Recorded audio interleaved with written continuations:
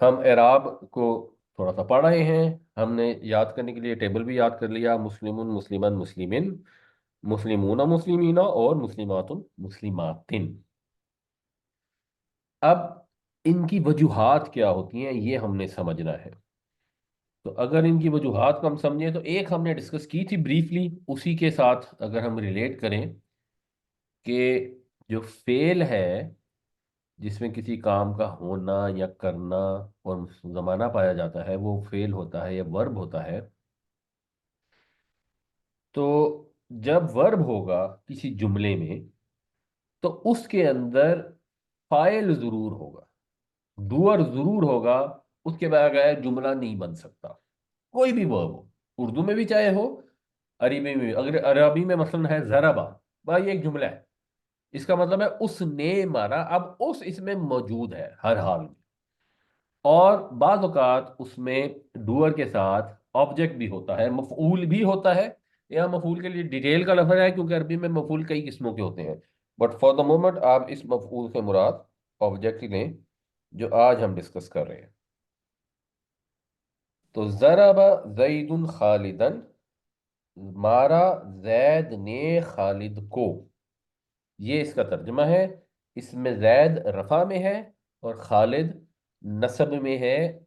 इससे ये पता लगता है कि जैद जो है वो डूअर है और खालिद जो है वो ऑब्जेक्ट है। तो ये सब्जेक्ट हो गया, ये ऑब्जेक्ट हो गया। तो जो सब्जेक्ट है या फाइल है या डूअर है जो जुमले में हमेशा मौजूद होता है वो हमेशा रफ़ा में होगा। तो रफ़ा की वजूहात में से एक वजह यह है कि फाइल हो, और नसब की वजूहात में से एक वजह यह है कि मफऊल हो। तो पहले आपने जुमले में पहचानना है कि ये ज़ैद रफ़ा में है या नसब में है या जर में है, खालिद रफ़ा में है या नसब में है, जर में है। उसके बाद आपने ये समझना है कि ये क्यों है, तब आप इसका तर्जुमा सही कर सकेंगे। और जैसे मिसाल हमने दी थी कि अगर लिखा हो ज़रबा खालिदन ज़ैदुन, अब अगर आपको नहीं पता होगा तो आप तो तर्जुमा लफ्जी करने जाएंगे तो आप कहेंगे खालिद ने जैद को मारा, हालांकि खालिदन मारने वाला हो नहीं सकता, जईदुन ही मारने वाला होगा। तो दो वजूहात आपको पता लग गई। और आमतौर पे वो जुमला जिसके अंदर फेल के इब्तदाओं से जुमला फेलिया कहते हैं। वैसे तो असूलन फेल कहीं में भी इस्तेमाल हो रहा तो जुमला फेलिया कहना चाहिए हमारे फाइल और ऑब्जेक्ट के मकसद के लिए। तो ये बात बहुत है। लेकिन ग्रामर वालों का स्टाइल है, वो कहते हैं जी अगर फेल से शुरू हो रहा है तो उसे जुमला फेलिया कहेंगे, और अगर इसम से शुरू हो रहा है तो उसे जुमला इस्मिया कहेंगे। अब जुमला इस्मिया के दो मेन हिस्से होते हैं। एक हिस्सा होता है, इसको अंग्रेजी में कहते हैं सब्जेक्ट, जिसमें अगर किसी से मुतलिक बात की जा रही है वो होता है उसका सब्जेक्ट। अरबी में उसे कहते हैं मुबतदा, आसानी के लिए कह लें जिससे जुमले की इब्तदा होती है। और दूसरा पार्ट होता है प्रेडिकेट, खबर अरबी में से कहते हैं न्यूज इंफॉर्मेशन, यानी जो बात की जा रही है।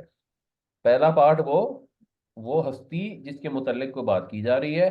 दूसरा पार्ट वो बात खुद से, वो इंफॉर्मेशन खुद से। इन दो से मिलकर जुमला बनता है।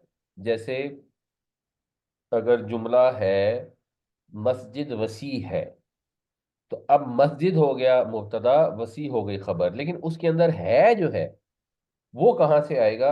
अरबी में, क्योंकि अरबी में है था हु ये इस्तेमाल नहीं होते।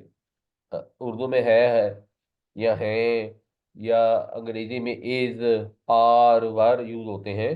अरबी में वो यूज नहीं होते हैं। तो उसका तरीका ख्याल यह होता है कि मुबतदा को अगर आप मार्फा कर दें, आमतौर पे एक्सेप्शन होती हैं, और खबर को नकरा कर दें तो खुद ब खुद इसमें है या है का मतलब पैदा हो जाता है। तो उर्दू में अगर हमने कहना है मस्जिद कुशादा है, तो अरबी में हम कहेंगे, इसको कर देंगे आप मारफा। इसको मारफा कैसे करेंगे? मस्जिद के साथ अलिफ लाम लगाएंगे, अल मस्जिदु, और जो कुशादा है उसमें अलिफ लाम नहीं लगाएंगे, वासी उन।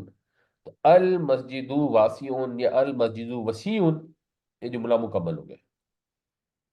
अच्छा, जो आज के मौजू में हमारा जो मकसद था जिसके लिए हमने इसको रेफर किया है, वो मकसद था एराब की वजूहात। तो मुबतदा और खबर ये दोनों हालतें रफा में होते हैं।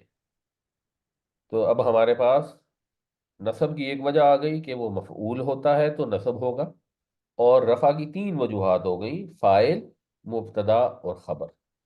इसको याद रखें, आइंदा क्लासों में इंशाल्लाह और वजूहात डिस्कस करेंगे। तो इनको आपने गौर करना है, याद रखना है। एक दफ़ा अगर रिपीट कर लें कि जो फ़ाइल होगा वो रफ़ा में होगा, ज़रबा ज़ैदुन, तो ज़ैद ही फ़ाइल है, चाहे ज़ैदुन बाद में आए या पहले आए। और खालिदन मफूल होगा, चाहे वो बाद में आए या पहले आए। और जुमला इस्मिया के अंदर जो मुबतदा है वो आम तौर पे मारफा होगा, जो खबर है वो आम तौर पे नकरा होगी, और ये दोनों रफा में होंगी।